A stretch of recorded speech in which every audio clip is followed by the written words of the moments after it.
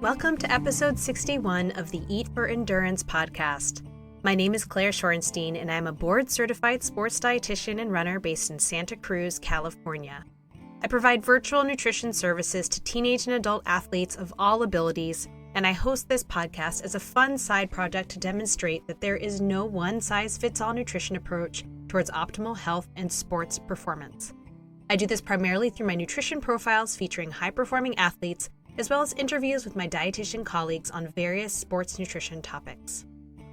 My guest today is Sarah Currie, a registered dietitian, personal trainer, triathlon coach, and co-partner of Physical Equilibrium, a boutique gym based in Midtown Manhattan. She is passionate about helping clients get strong and lean through proper strength training and nutrition strategies, which is why I thought she'd be the perfect dietitian to come on the show, as that is essentially today's topic: building muscle and leaning out. Sarah began lifting weights in high school and learned to power lift while competing as a short sprinter for her collegiate track and field team. Post-college, she competed in numerous endurance events, but then shifted her sights from endurance training to bodybuilding. She is an avid weightlifter and has participated in local figure competitions on stage. And fun fact, I actually attended one of her very first big fitness competitions in New Jersey many years ago. Sarah and I go way back. I met her 11 years ago when I was just starting my graduate program at NYU. I was her nutrition intern for a bit, then became PhysEc's New York City Marathon team running coach, and started freelancing for them as a dietitian as well once I passed my RD exam. Before we dive into this episode, I want to include a disclaimer on this topic, as I was initially hesitant to do a whole episode on body composition. I've spoken with many of my guests about the danger of placing too much importance on weight and body comp in relation to performance, because performance is of course about so much more than that, and we often see disordered eating and eating disorders get tangled up in efforts to change these numbers. Now, that does not mean it can't be done safely, but we do have to be very careful. I've also talked many times about the risks of underfueling during training and how commonly I see athletes eat inadequately while training in an effort to lose weight or get lean to supposedly improve performance with undesirable results. Now, to clarify, losing weight and changing body comp are not the same thing. They may sometimes be used similarly, but they differ in that losing weight requires a caloric deficit and getting leaner may not. Losing weight is reducing your overall body mass, while getting lean usually is referring to reducing your percentage of body fat. Either way, I personally do not usually recommend intentionally trying to manipulate your weight or body composition during a training cycle. Fueling adequately to match your training volume is top priority to perform well and minimize risk of injury and illness. Now, if weight happens to shift slightly or you notice your body leaning out as a result of training, that's of course fine, assuming you are still eating and performing well. But that's very different than setting out to attain specific body comp or weight loss goals while also trying to hit certain performance targets. So if you're currently training for an event and you're interested in this topic, I would advise you to listen with that in mind, or you can also just save this episode for another time. Second, and I hope that this is an obvious statement, no one has to be a certain weight or body comp in order to be an athlete or enjoy their sport. Building or at least maintaining muscle mass through strength training and proper nutrition is of course important for people, especially as we age, but getting lean is not something you need to do. Sarah works with personal training clients who come to her specifically wanting to get strong and lean. And I do think there's a place for this type of work with certain recreational athletes when it is deemed to be a safe and appropriate goal. Now, in people with disordered eating or eating disorders, this is of course not an appropriate goal, even in the off season.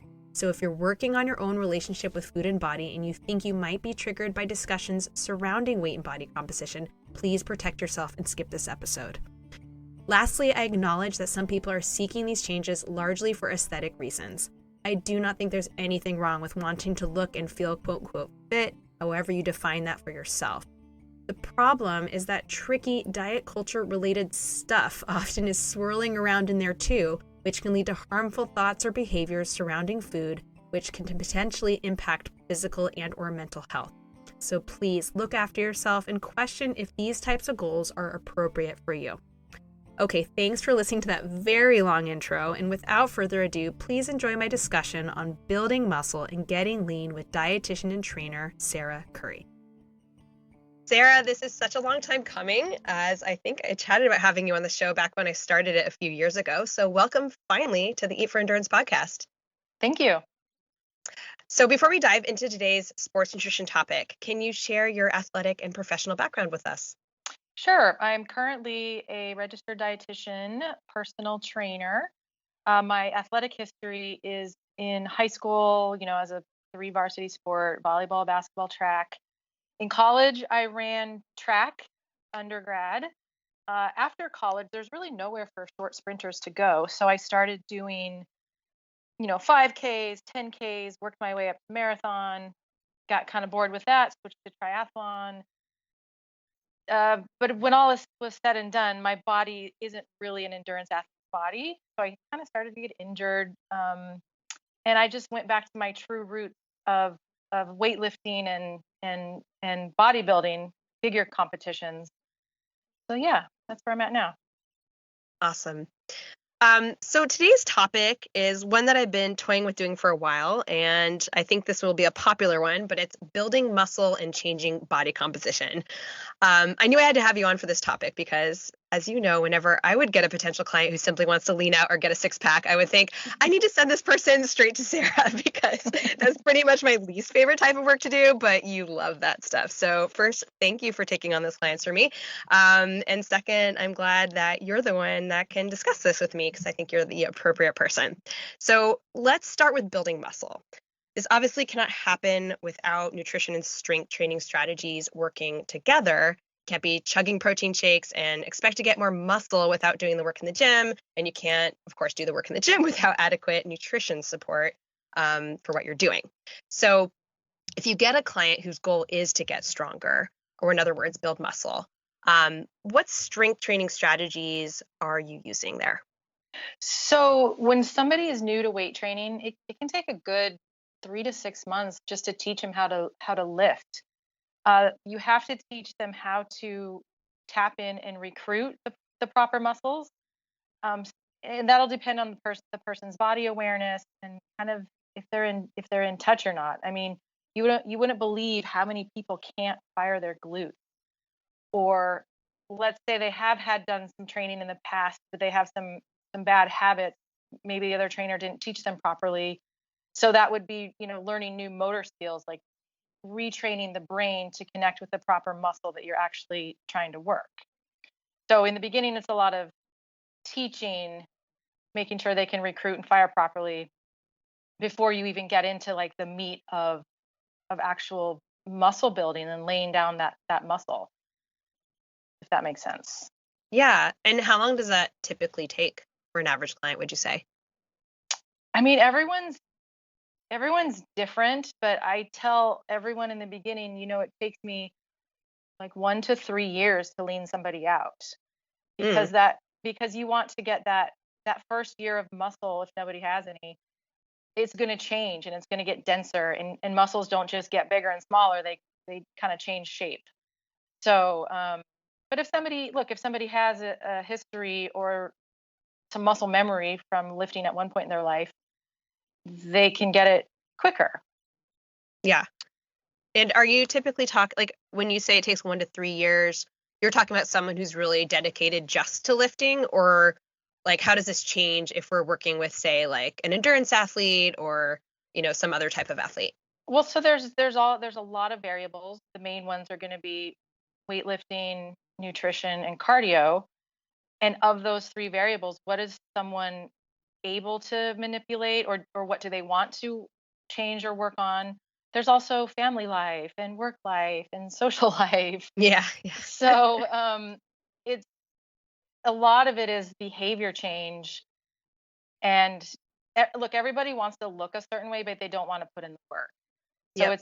it's a gradual process, and that's why I say it takes me 1 to 3 years, because we're talking about normal average people. I'm not talking about people who have that mindset to give everything up and compete.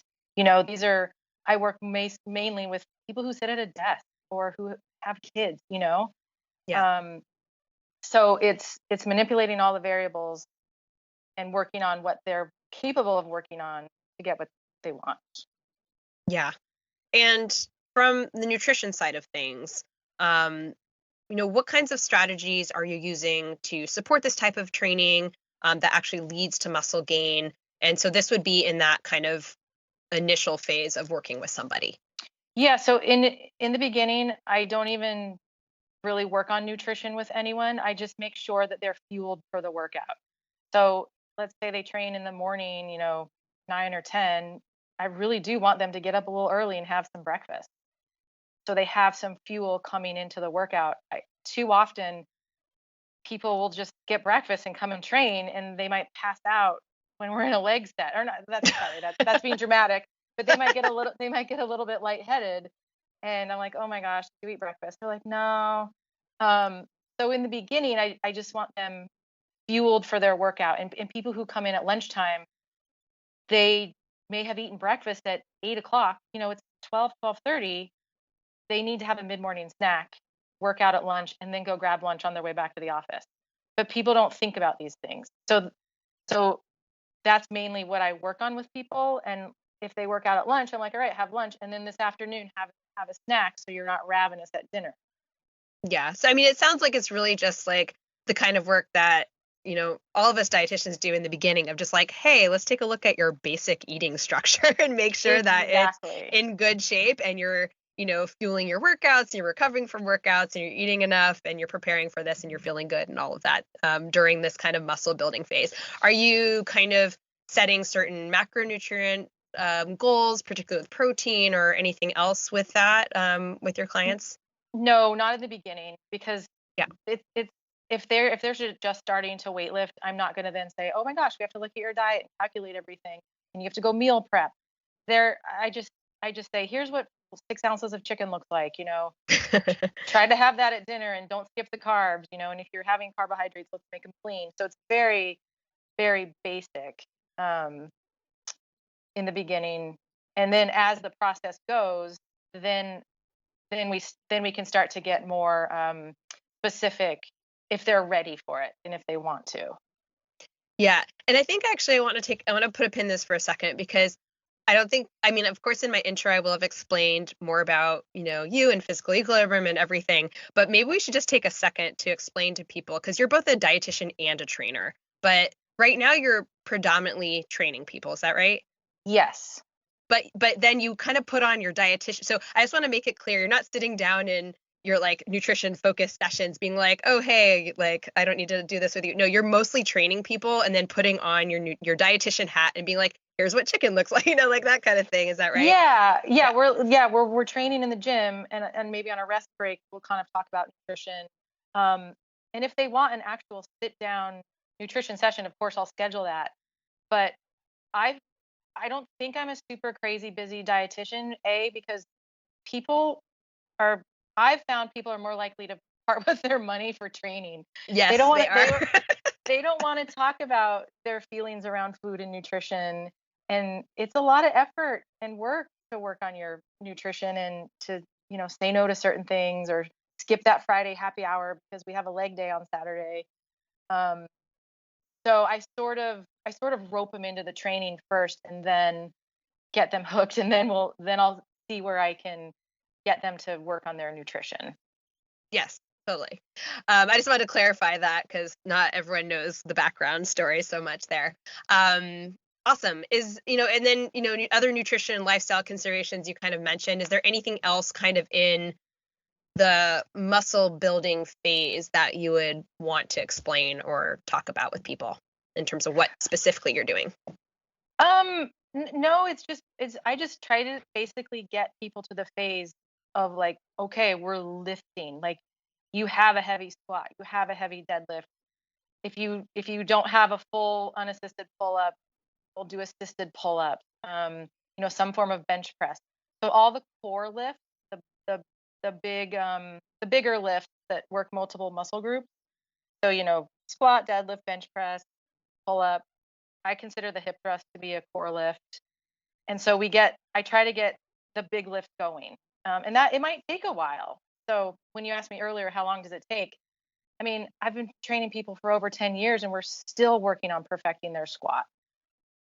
Yeah. But I'm not saying it's going to take you 10 years to squat well, but we're, I still remind them, hold your body position. Are you on your glutes? So, um, but the big core compound lift, that's what I work towards on everyone. And I believe everybody can do some form of those. You might not have a really lovely deep back squat maybe a front squat is better for you, maybe a goblet squat. But I believe everybody can do some kind of uh, lift, whether it's modified or not, that you hit all those lifts.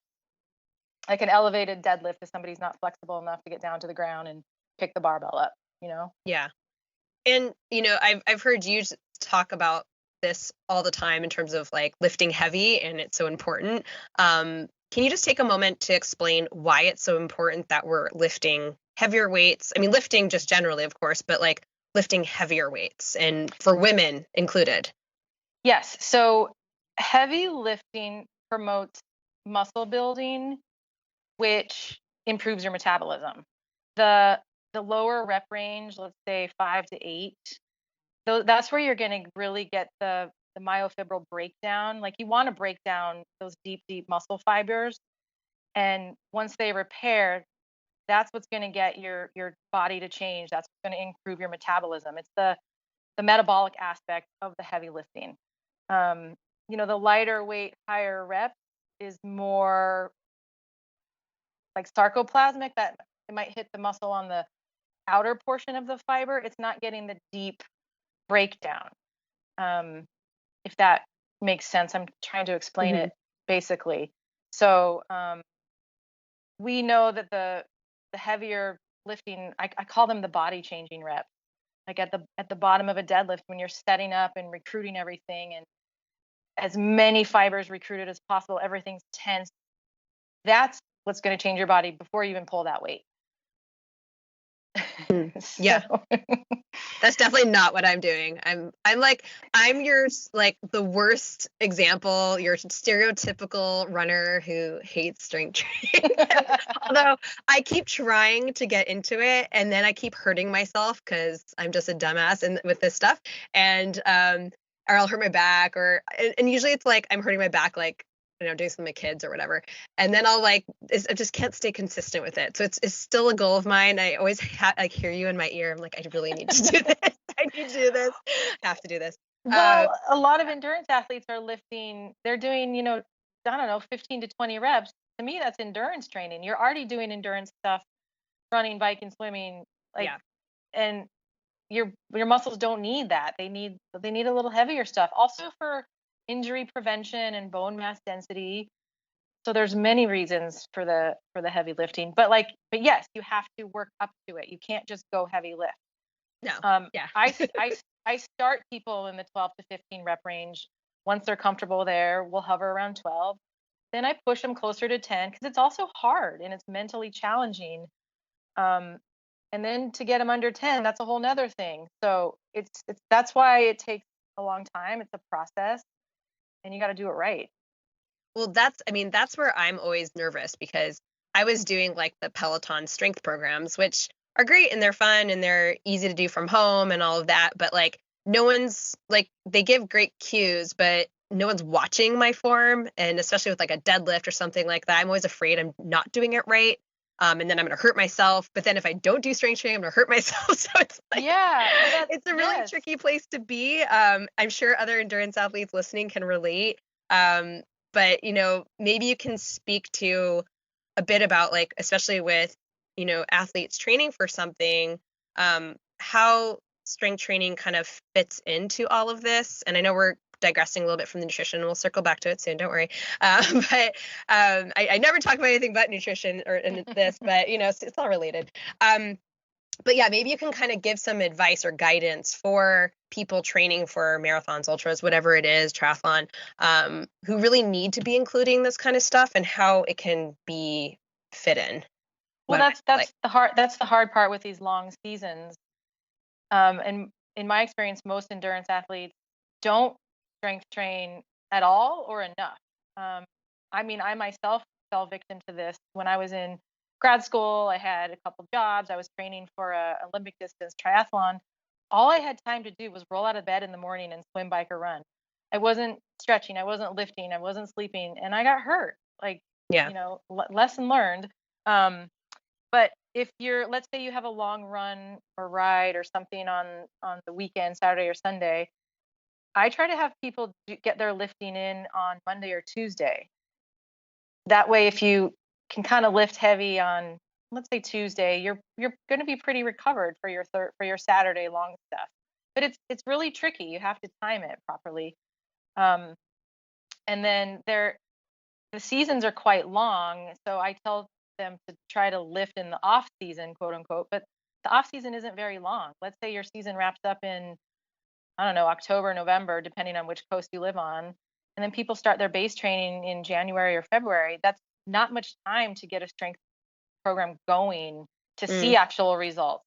yeah. And until you get really good at lifting and you can go in the weight room and crush it, you don't get that cardio high that that a lot of these endurance athletes love. I mean, I love it. I do that step mill in the morning, and I puts me in a better mood. I'm sweating my butt off. Um, but again, it's just cardio. There's no strength. So Yeah. it's A, it's hard to fit it in, and B, most people don't devote enough time to it in the off season to see the results in season. So ideally, you'd be starting some sort of consistent program in the off season and then backing it off slightly, but sticking with it somewhat during the training cycle, so it's still present um, Yeah, in yeah, there, and then tapering it off. I think I read somewhere recently where they were saying kind of tapering off the weights about 10 days out from your key race to kind of, because you're not going to really get any benefit, and if anything, you just want to rest your muscles. So is yeah. that does that sound about right? I mean, 10 days for a shorter race. For the marathon, it would be like 3 weeks. Yeah. Yeah. But yeah, and also it look, if you're sore from a pull-up day and then you go swim the next day, it's pretty brutal. You feel like you're swimming Yeah. through cement. Yeah. But it can be done, and then you get in shape for it. But that's where your nutrition really comes in. To because to fit it all in, you have to have some doubles. You have to have a lot of double workouts. So maybe that's a morning swim and some weights in the afternoon, or whatever, however your program is playing out. But Is and that that's more when for you're. triathlon, or would you say like for even just running as well? I think just for anything, running as Mm, well. I mean, most if you want results, you need to be lifting t- two, ideally 3 times a week, because you have so many muscle groups, you have so many body parts. yeah. Um, yeah. But then that's time away from your family, or you got to go in, do your cardio before your job, and then at night go lift, and it's a lot.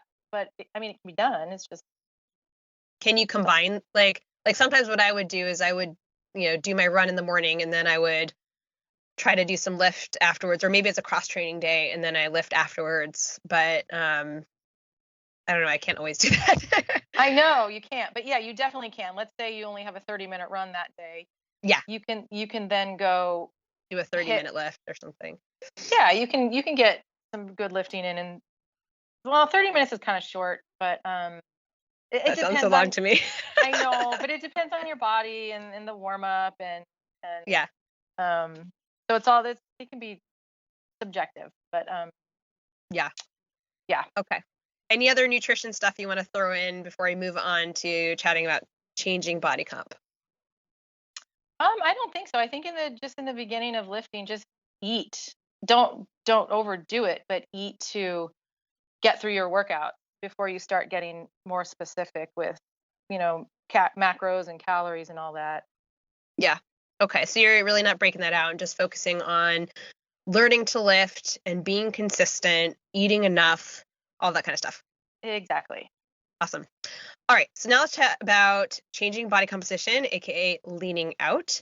And we talked a little bit offline about this, but this is such a tricky one for me because, on the one hand, at least in the context of endurance athletes, or really any sport where you're moving your body weight through through space, where so in other words, like, it matters.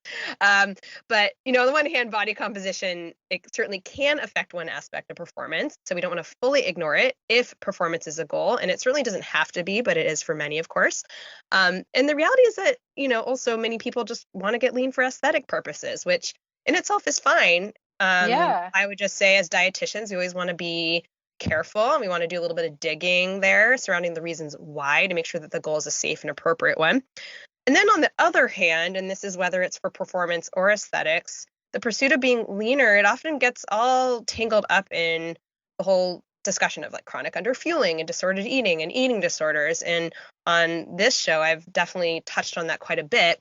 So from my perspective, working to change body composition with recreational athletes, it can be quite complicated, and in some cases it's not a healthy goal at all. And I know we talked about this a little bit offline. If for instance someone's past or current relationship with food and body is not a healthy one, and as you just mentioned, people often just also don't want to do the work. And that's their decision, as they have a right to be that, to make that decision. But we both encountered with clients seeking body changes, people often just want easy, quick results, and those are never safe or sustainable. Hey guys, sorry to interrupt your listening, but I'm coming on just real fast to ask for a quick favor.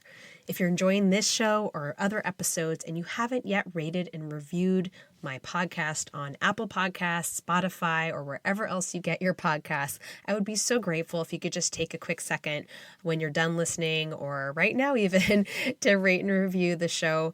I do this for free currently. I'm trying to grow my audience, and just getting it into more ears would be so helpful to keep this show going. Thank you so much, and back to the episode. So to kick off this part of our discussion, I'd love to hear your perspective on approaching body comp work with your clients. What excites you about this type of work, and what are your concerns? So, well, first of all, there's a misconception that to get leaner, and I hate to use this word, skinnier, I even kind of hate the word weight loss. Um, but people think that to get leaner, you have to be in a calorie deficit and be hungry all the time. You don't have to be. It's more about strategic eating, eating smart, and timing. And it's really pretty clean eating, and also increased frequency. And also things add up a lot quicker than you think. Everyone wants to have some nuts and some avocado and some eggs. You know how much fat that is? It adds up so quickly. So it is definitely a lot of work once you start paying attention and tracking things and seeing how the grams need to be distributed. Um, if that makes sense. So Yeah. so you don't. I just wanted to. You don't have to starve to get leaner. It's more about timing and being strategic and eating as clean as possible. That's going to be the main thing. So I personally don't love that term clean eating because, of what it implies. But when you say clean, what are you, can you just describe what you mean? Oh, yes. So lean proteins, chicken breast, white fish, shrimp, turkey. If you're going to have red meat, it should be a lean cut, like a filet mignon or whatever the other lean cuts of red meat, skirt steak, maybe buffalo. Um, Clean carb. So sweet potato, rice, oatmeal, rice cake, whole grains.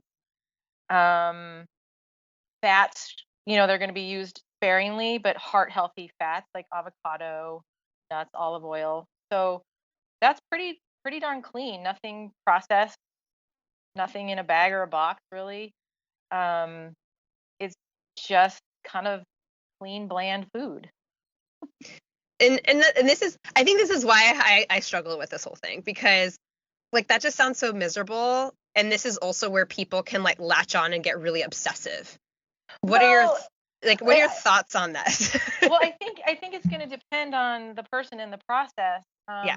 For example, I was traveling this weekend, so I didn't meal prep any of my food. So I ran out and grabbed lunch at a decent little buffet place near my office. But the chicken was in a bunch of sauce, and the roasted rosemary potatoes. Um, it They try to make healthy food taste good, so it's laden with sauces and salt, and my stomach hurts because I'm not used to eating that heavy, super flavorful food.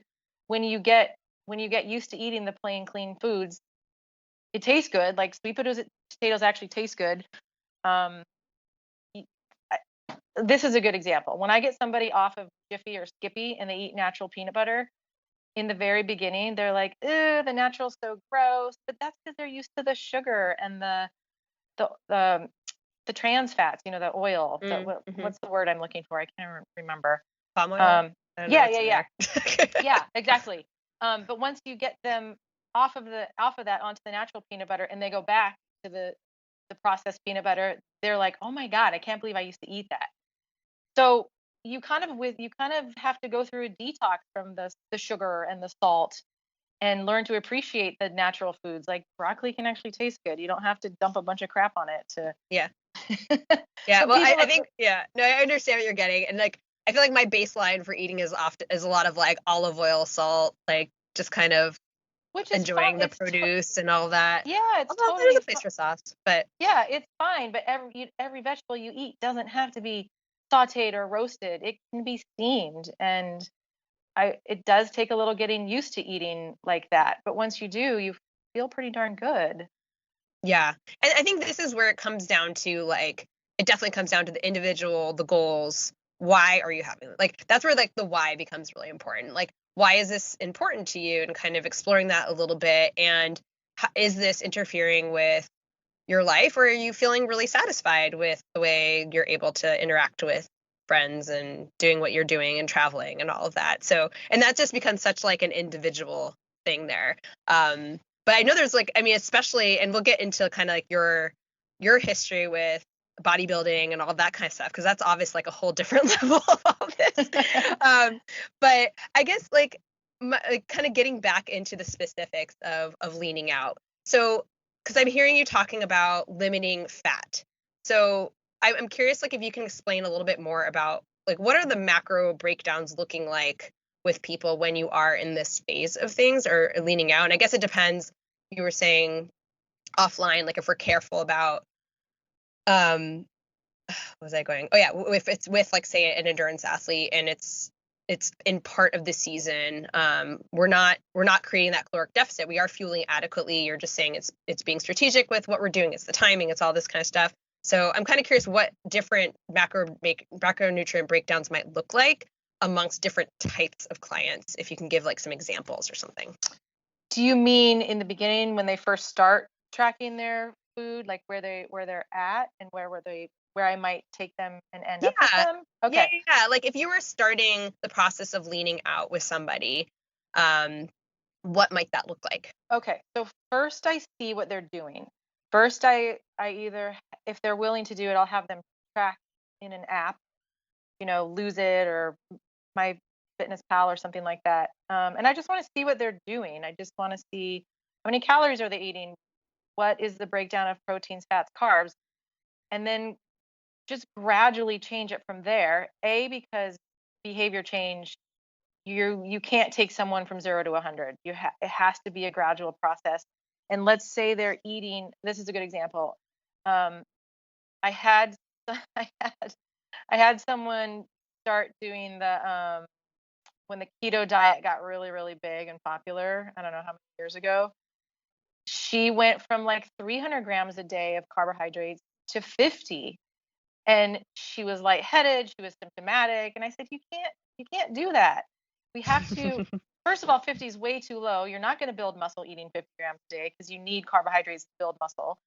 And so we just then started over, and I started with 250 grams. Like, you believe it or not, once you shave 50 grams of carbs, it's a lot. Like, you might feel it. So I don't want people to feel gross and symptomatic. They won't stick with it. So first I see what someone's doing and make gradual changes.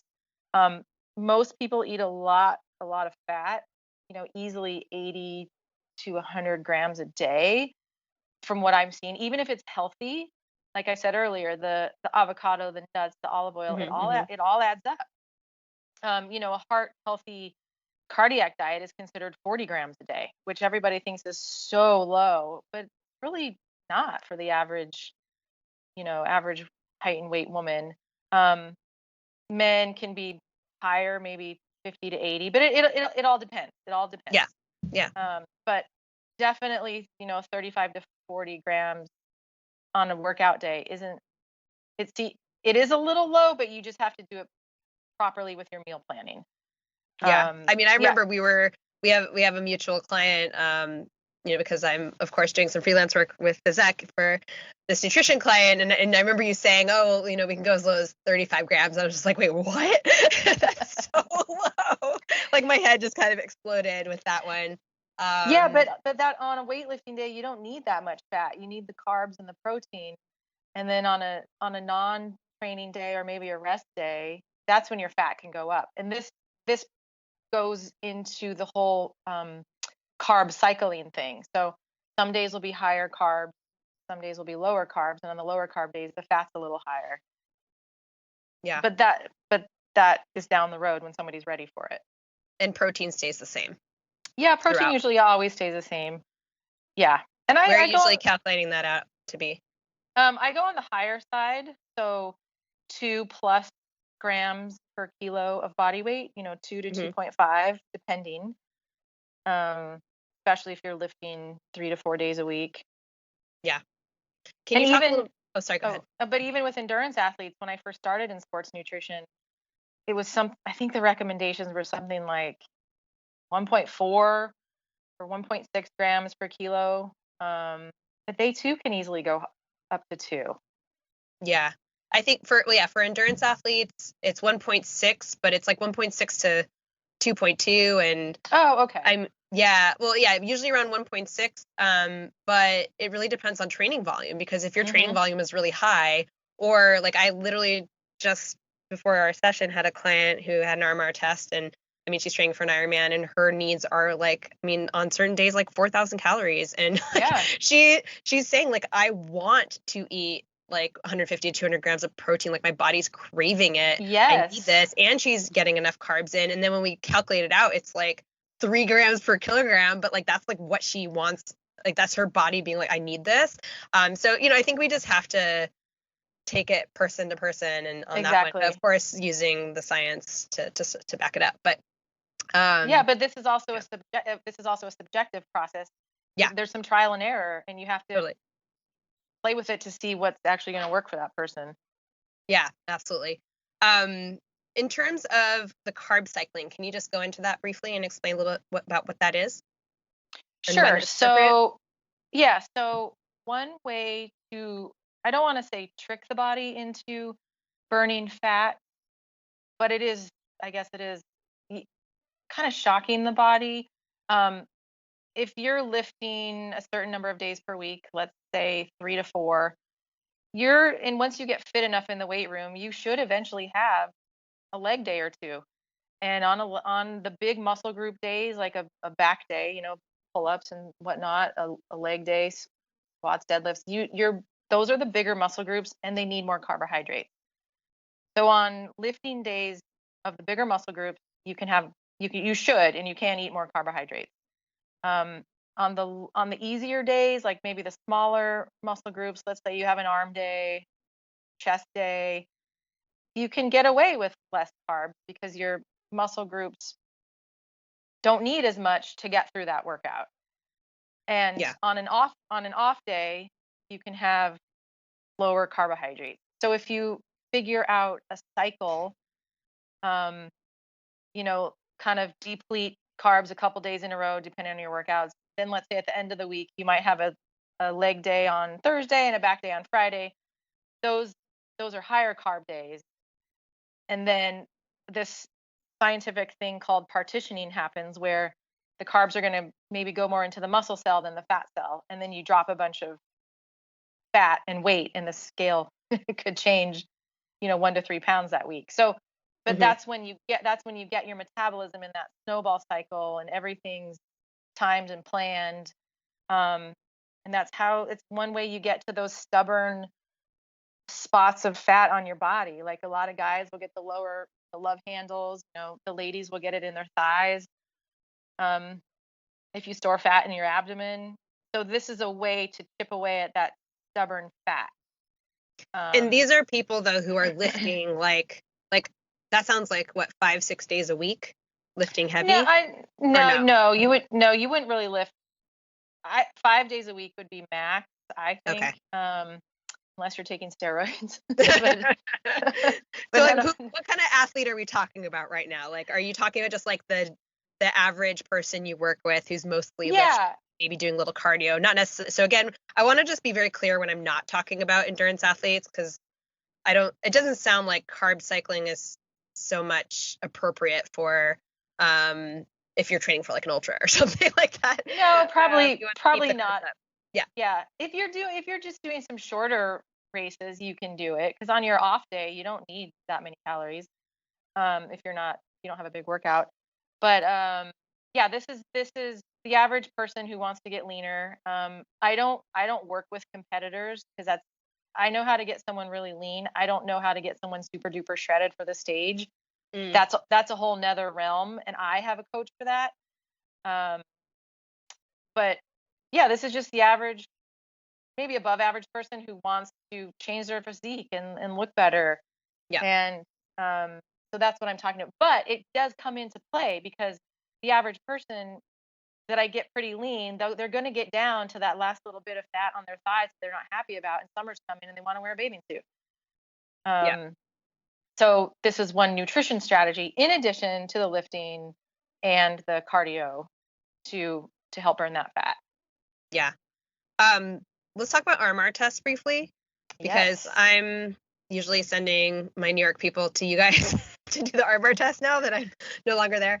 Um, and um, and we've had clients before that they're not seeing the results they want because they're really not eating enough. Mm-hmm. Do you want to chat about that a little bit? Yeah. So when we say RMR, we mean resting metabolic rate. So just sitting around, everybody has their own individual metabolism. I did a guy this morning, and his was 2,600, which is off the charts. Wow, that's Yeah. insane. So Oh just my yeah. God. And he goes, no wonder why I got away with all this eating my whole life. I'm like, yes. But he Wow. works at it. He works at it. He lifts. He works out. So just sitting around, he's going to burn 2,600 calories a day. So that means he can eat more than that just to maintain cellular activity.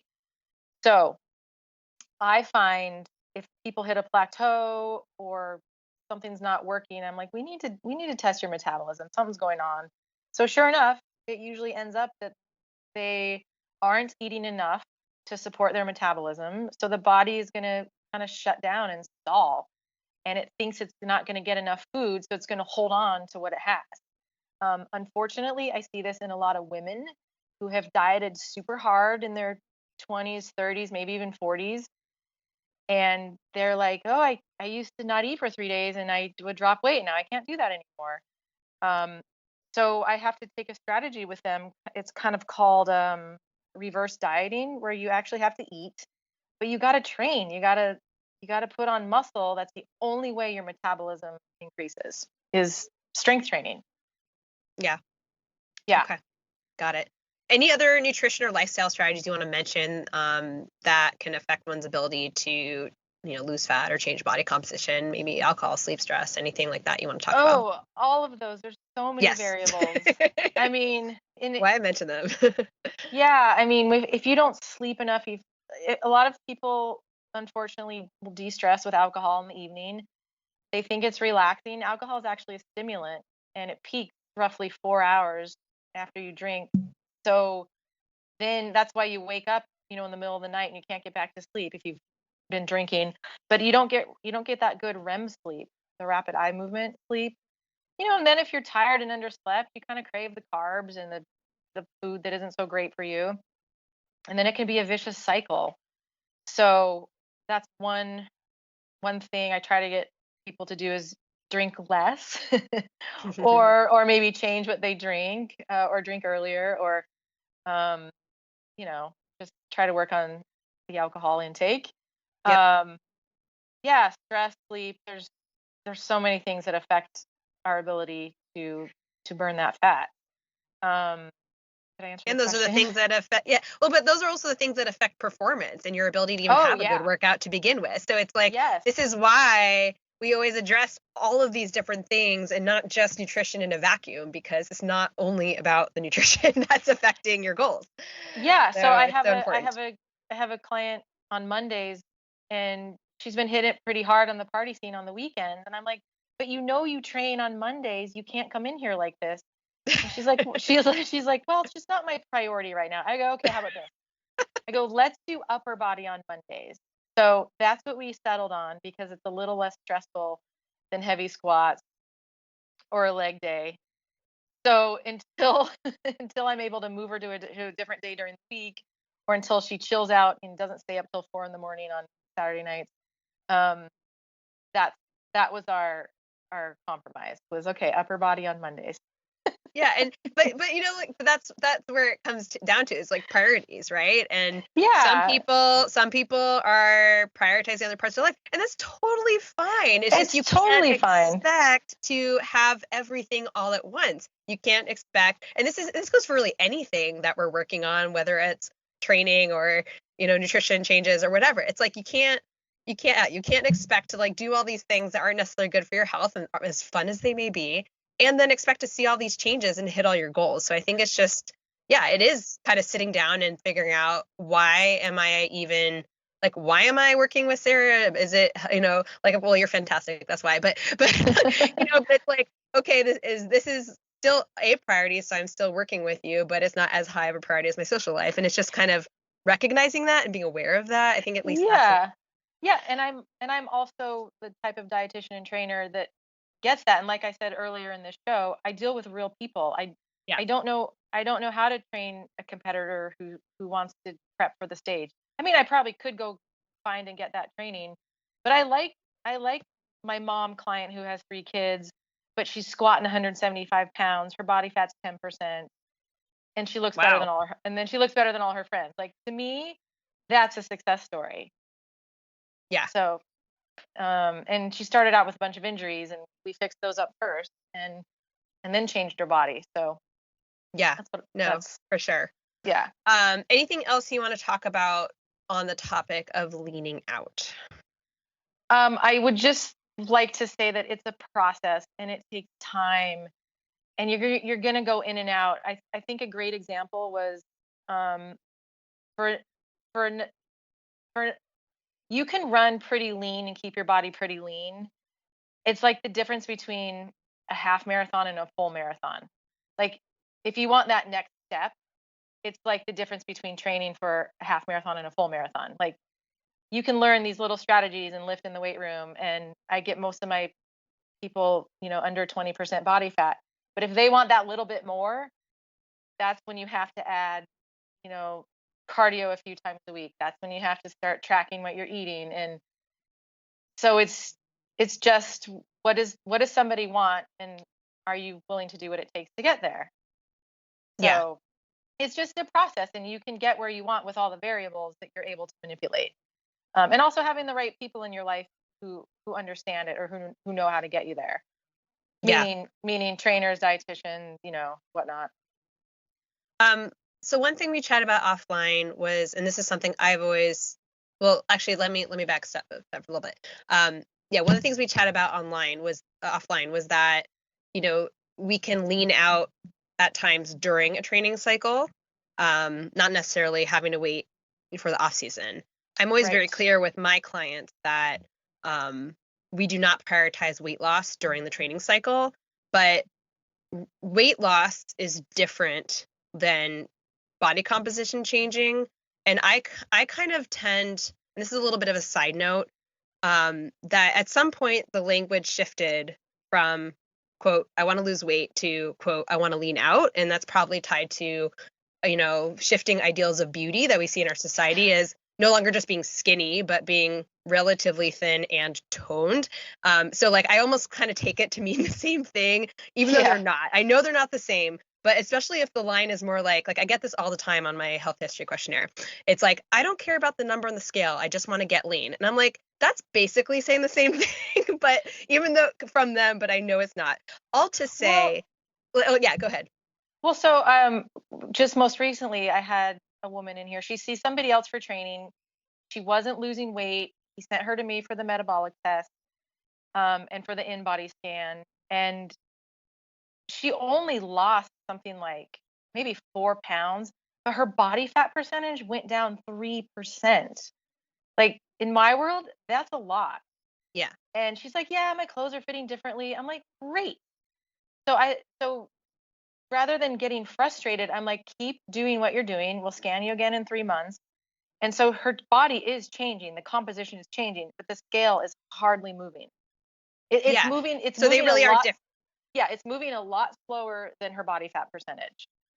Yeah. So I think, I mean, I'm kind of rambling here, but like what I'm trying to say is that they are really different things. And what I often say, again, is like, okay, we're not prioritizing weight loss during a training cycle because we really need to make sure we're fueling adequately. And then Yeah. when we were talking offline about it, you were saying, well, actually, I do see that body comp does naturally change, or that this can happen even intentionally during a training cycle if we're really strategic and careful about it. And then that's really where these are two separate issues that we're talking about. And I'd love for you just to talk a little bit more specifically about that. Like if we are taking someone who is in a training cycle, whether it's a triathlon or a marathon, half marathon, ultra, whatever it is, what this process looks like when they're in the midst of heavy training. Yes. Okay. So if somebody's not going to be harmed mentally by disordered eating when you're trying to lean out or change your body comp during a season, it can definitely be done. So, there is a little. I'm not going to say sacrifice, but after a 2 to 4 hour bike ride, you can't go have a burger and beer Yeah. or a pizza and pasta and ice cream. You can't. You're having maybe a huge salad with tons of chicken, a sweet potato on the side, and if you really want some alcohol, you're gonna have some vodka. Like, but you're so it can be done. You just have to pay attention and you have to have the right guidance. Because yes, like what you said earlier, you have to be fueled for your workout. You have to recover without going crazy. Um, if you know what I mean. So Yeah. yeah, so it's just it's a lot of work. It's a lot of tracking and tracking your carbs and on your 50-mile bike rides. You're I want people to do the bare minimum, like just the right amount that they need to get through the workout without any extra. But it takes a little trial and error, and you might bonk on a ride or two on your way to figuring that out. And maybe it's coconut water instead of a Gatorade. Like it's it's you're getting your body to be metabolically efficient to get through the long stuff without needing much. Or does this make sense? Well, yes and no to me. And this is where like I'm trying to understand. I guess like to me that seems like a sacrifice in performance. So then it's like, well, But at if what you're not, point? but if you're not, Yeah. if you're still performing well, um, the guidelines I learned early on for endurance training were, oh, after an hour, you have to have a sports drink or a gel or not necessarily. If you eat a good dinner the night before, you can get up and go do a morning of cardio on a cup of coffee, and then eat a really good breakfast, and you're burning a ton of fat there. Yeah. So So I usually recommend definitely eating beforehand. It does depend on the individual and it does depend on the workout. Like if it's an yeah, easy workout, it's a shorter thing. If you're doing anything long, I'm usually recommending it. But see, this isn't the kind of work I do. I tend to just like not do this at all with yeah, people and really prioritize fueling. And this is why I wanted to like explore a little bit because I don't think we necessarily like approach it the same exact way, and that's totally fine, but I want to understand better like how you work on that stuff, which is part of yeah. the So first, solution. first they have to be fueled, and I really work on them not having the extras like, oh, I ran 6 miles, I deserve this beer and burger. You know what? You can cross cancel that 6 mile run with a beer and burger very easily, especially if you've got cheese and bacon on it. Yeah. Um, so that it's just the little. I try to cut out the little extras that they don't need. They might want it, Yeah. but you don't need it. And then I also try to teach people the lighter and stronger you are, like the faster you're going to go on your bike. You're going to power up those hills way better than someone who isn't as strong as you and who might weigh more. Um, but that's finding the right balance of, Yeah. and it also depends on their goal and their motivation. And so they're, and once if you're training for months past the long slow runs, once if you're doing some speed workouts, though that interval training, you just burn more calories. It's the intensity, and you might just lose fat during your whole training process, Yeah. assuming you're not overdoing it with the eating. So I still try to keep it really healthy and I don't make that the focus. Yeah. But if somebody wants that, I try to teach them how to do it properly. Yeah. Um, I think my comfort level with the whole thing is essentially I don't want to intentionally underfuel, and I don't want to intentionally add stress or overwhelm with regards to thinking about the nutrition stuff beyond like what we're already teaching them with like fueling, when during their workouts and for races and all that stuff. But what I would take away from that is if your goal is to kind of enhance this entire process, making sure we're not creating a caloric deficit, we are eating enough, but we are paying attention to the little things, as you said. So yeah, so where I would sit, this is where I would differ from you. I would be like, hey, I want you to enjoy your life. Like, I don't want you to have to like sacrifice every single thing. If you want a burger, like go for it. But yeah, like, again, but understanding that if you're going to do all these different things, you're not going to get all these different, like you're going to get different results. Like, I think that's yeah. as you said, like there's always a trade-off to this stuff.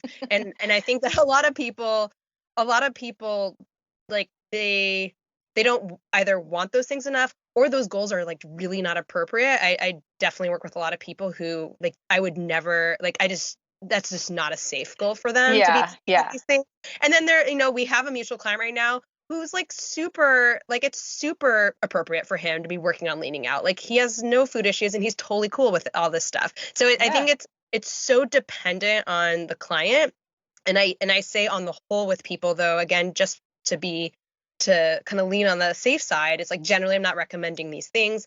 And yes, like enjoy your life, but yeah, make sure you're getting colorful fruits and vegetables in your diet. And if you don't need the burger and you can have something that's more that's a little bit healthier for you to help your recovery, and yes, getting really good quality carbs in and all that stuff, like fantastic. Like, so I think those are the things I'm always promoting and like just generally. And it's But only this is, it's a slightly different approach. You know what yeah. I mean? But this is also where I always heavily promote strength training, Yes, because if you totally. have muscle, your metabolism is crazy. It's like your little furnace burning all the time. And if you if you go out to Central Park on any given day and you see all the quote unquote runners, their glutes are flat, their hamstrings are overdeveloped, they're shuffling, they're a little heavy. Like it looks like all they do is long, slow cardio. There doesn't appear to be any weight training or cross training or I don't like to use the word dieting, but like nutrition, Yeah, strategies that um so if someone comes to me and they want to look a certain way, yeah, I'm going to help you get there because I know yeah, how to do it.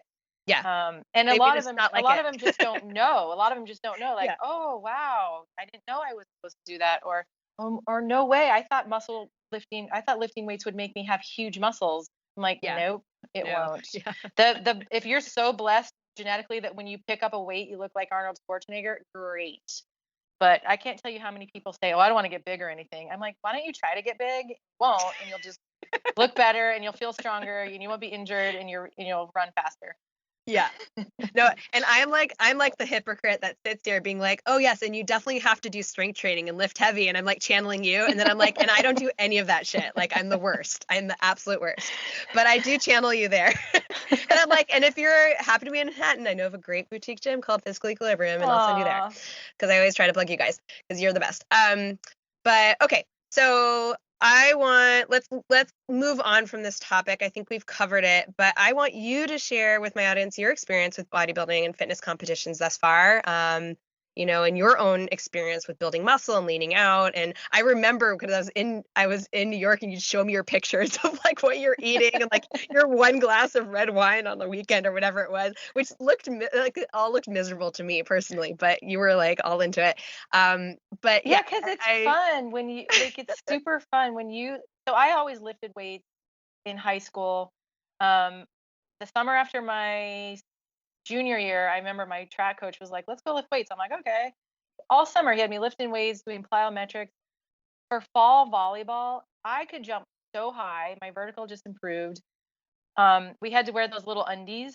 Yeah. that, and I was like, oh, my legs and butt look pretty good in these things that they're making us wear. Um, in track, I ran faster. I ended up getting a scholarship to college, and and then in track in college, our coach made us lift, and I just loved it. I just thought, I don't know, I just fell in love with it. And then, like I said earlier, after college, there's nowhere for sprinters to go. Once I started doing all the endurance stuff, I lost a ton of muscle. I just didn't look that good. I was kind of chubby. I was like skinny fat. Um, and then a gym friend of mine got me to kind of switch over from triathlon to bodybuilding. And my body genetically is just better suited for that. I have the fast twitch muscle fibers. And once I started seeing the changes, I was like, this is awesome. And then another friend of mine said, you have that structure, you have that X factor where you could be on stage, you have a pretty balanced physique. And I was like, what, really? Um, so I did a show. I didn't know what I was I was doing. there. Yeah, I was way too skinny. I did undereat the last couple of weeks. After the morning, there's two shows when you do bodybuilding. There's a morning show and a night show. After the morning show, you kind of know if you placed or what your fate holds. I knew I was just doing it to get on stage. I wasn't trying to place. I knew I wasn't good enough. But in between, I remember I went and drank a margarita. I think I ate a burger and fries. My muscles filled up with all that carb and sodium, and I looked better after the show. And so I was like, wait a minute, I'm missing something here, because in nutrition school they don't teach us bodybuilding. No. They so I found a coach a year or two later, and then she took me through a progression phase. So she's just like, look, let's pretend like you're going to compete, but you're not really going to. My life is pretty busy and crazy, and to get on stage, you have to. It's a lot. Like, you have to kind of give up everything. You can't really go out with your friends. It's 16 to 20 weeks of severe focus and meal planning and training hard. So anyway, so she had me looking better during the progression phase than I did at the actual show. What? And you were like, you look like a ripped Barbie doll in that show. It was like ridiculous, that show. Yeah, but it was such a different world. I'm like so not in touch with that world at all. It was really fascinating. But I didn't even place. I got like 11th out of 12th, which was fine. My goal was just to get on stage. Yeah. And ever since I did the progression phase with that coach, that was 2018, then the pandemic hit. Yeah. I haven't yet gotten it together to be able to get back up there and do a show. And I really, really, really want to. So that's my goal, is to just get back up on stage and put a better package up there than I did before. And look, I'm not going to go pro. I'm not going to get my pro card. I would just like to put my best package up on stage and feel good about it. Is that a saying? Is that like what they say? Put a package up there? I think that's what my training partner says. So, it sounds so funny. Sorry. Yeah, your package being the body. Yeah, but there's posing, there's your tan. Yes. That's right. That's right. Oh, the tan. Oh my god. Yeah, and I wasn't tan enough. Oh my god. I know I wasn't. I got 3 spray tans, and I looked black in person, but up on stage under those lights, I was so white.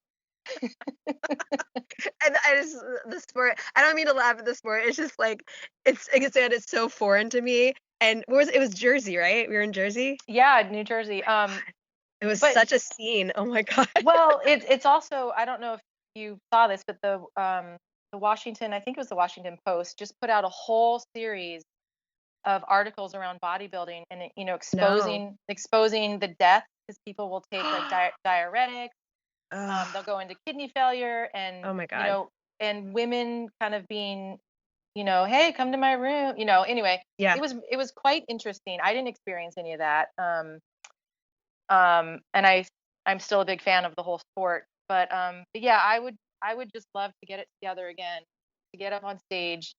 But it's things like skipping that Christmas party, or telling your husband, no, hun, we can't go out for lasagna tonight. Like, I have to sit here and eat my chicken and asparagus, and then oh my god, I know, and have my cup of liquid egg whites right before I go to bed, because I'm so hungry. So oh my god, that sounds like my version of hell.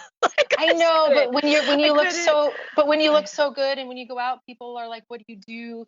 Can I train with you?" Like, in my world, your body is your business card, and it's really fun to see the changes, and to feel strong and lean, and you can Yeah. get it.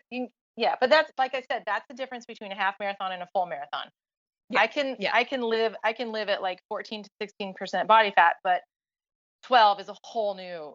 It's that's the egg whites at night before you go to bed type thing. I mean, and just like I remember going into your hotel room and seeing you in your little bikini and everything, and like you're saying you're too skinny. I'm just like, you were so jacked, like it was insane. No, but I wasn't. Like, if you look at my pictures, I didn't have the Really? lines. I didn't have the Oh. lines on my body because I didn't do the nutrition properly.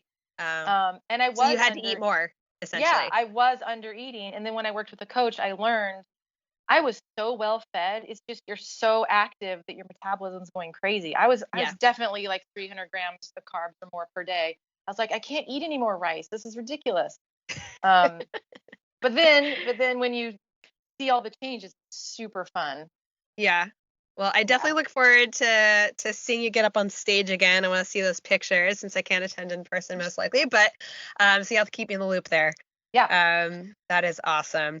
Um, anything else you want to add to this discussion? Anything else on the horizon for you that you'd like to share with everybody? No, I just want everybody to just get the right information, like consult the right professional. If you also in this day and age of, body positivity, and like, it's okay if you want to look better. There's nothing wrong with that. Yeah. Well, and that's why, this discussion is it's a tricky one these Yeah. days. Because I often I kind of straddle, I would say, a little bit, because on the one hand, I want people to be, okay with where they're at. And I don't want them to feel like all this is things that we discuss. I don't want anyone to feel like this is something they have to do. Like, of course you don't have to do this. Like, this is absolutely, like, if you are okay with where you're at, like, go for it. Like, great, wonderful. Yeah. And if you want to change, that's where it just becomes tricky with, like, at least as a dietitian, if I'm working with you, like, if I'm going to say, cool, like, let's do this, like, it really just depends on you and your history, and if I feel like it's an appropriate goal for you at this moment in time, because we just see so many like messed up relationships with food and body, and Yep. I myself have a history of that. And I mean, I'd be lying if I sat here and be like, oh yeah, because I gained a few pounds recently or whatever, and I'd be lying if I said, oh, I love every part of my body right now, it's No, just so yeah. wonderful. Like, am I going to change anything? Am I going to like starve myself or do? No, I'm going to still eat No. what the things I want to do, but like, I'm also not going to sit here and be like, I love every part of my body. And I think the important thing with that discussion is like, it's not about loving every part of your body. It's just about respecting yourself and your body and taking good care of yourself. And there's so many aspects to that, and we won't get Yeah. into all of that. But yeah, it is a really tricky discussion now because yeah, with body positivity, like, I support that. And I also support people wanting to do things that make them feel good and Yeah. feel empowered and feel strong and fit. As long as it's done in a healthy way. And then some people might argue, oh, well, there is no healthy way, or oh, everyone, I don't know. So that's like a whole Oh other no, can of yeah, worms that I'm not going to go into. But this definitely is a different kind of topic for my show, and one I think is important to kind of explore because it's just a different side of things. And it's okay. Yeah, it's okay if, you want to look good. yeah, it's okay. That's all right. That's But okay. also, that's when I said get the right information, get in front of the right people.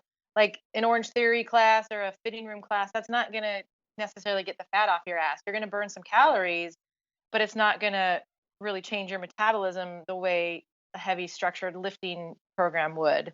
Um, and again, this could be a whole nother podcast, but the cleanses, the juice cleanses, the like Yeah. the intermittent fasting, I'm not a big fan of any of that. It doesn't work No. long term. So anyway, so eat and train.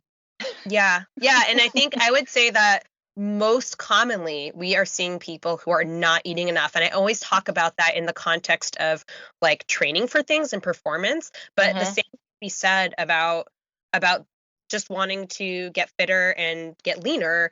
Like, people often aren't eating to support that either. They're thinking, I need to eat less, I need to be Yep. more controlling, and they're coming at it from a very disordered eating perspective. Whereas if instead they were lifting and doing these things we've been talking about, and still obviously not just eating everything in front of them, but they were being selective to some degree, but eating more, they might see better results for what they want, essentially. Yes. So it's not just like, let's starve ourselves. And then I'll leave everyone with one last little story about kind of along the lines of some of what we were talking about. My very first marathon, I ran Paris Marathon in 2010, and I gained a whole bunch of weight in that training cycle, let me tell you, because I would do my like 18 or 20 mile run, and I would come back and just sit on my couch all day long. And I would eat like probably like 8 different cupcakes. I'm not even exaggerating. Okay, that was like one time, but I would just basically eat my face off. And I'd be looking there, I'd be like, why am I gaining so much weight? Like I'm running a marathon. Okay, wait, since you shared, here's what I did for my first marathon. I would be really, really good all week. I was in my 20s. I would stay in Friday night, eat sushi for dinner because of the rice. I would do my long training run Saturday morning, and then I would just go out and party so hard Saturday night. Yes, I did that too. Like drink so much. Yes. We'd be at the clubs dancing all night. And I was super duper skinny, probably because I was dancing at the clubs all night after running 20 miles. But it was so not healthy. No. No. Yeah. There was definitely my fair share of that because I was also in my 20s then and didn't know better.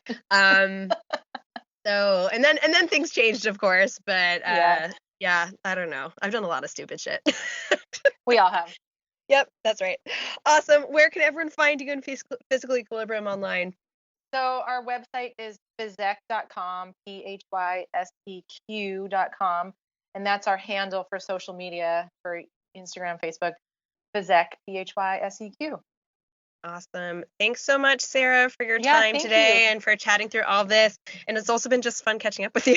I know, definitely. But I wish you all the best with bodybuilding and all that stuff whenever it is time to get on the stage again. Thank you so much. And that wraps up today's episode. Thanks again, Sarah, for coming on the show and sharing your knowledge with us all about building muscle and getting lean. I truly appreciate it. If any of you have any questions about this topic, I know it's a little bit different from my usual. So if you have questions or comments, please feel free to reach out. You can comment on social channels. You can send me an email, eatforendurance@gmail.com, whatever works best. And once again, I'm asking you all to rate and review the show, pass it along, share it, do what you can to help me grow this audience because I really want to keep doing it, but it is extremely time consuming. So I do need to start getting some financial support to keep the show going. So if you are enjoying it, please help me by taking a few seconds and giving it how many stars you want to give it or sharing some words on a review. I would truly, truly be grateful. All right, guys, thanks for your support and hope you tune in next time.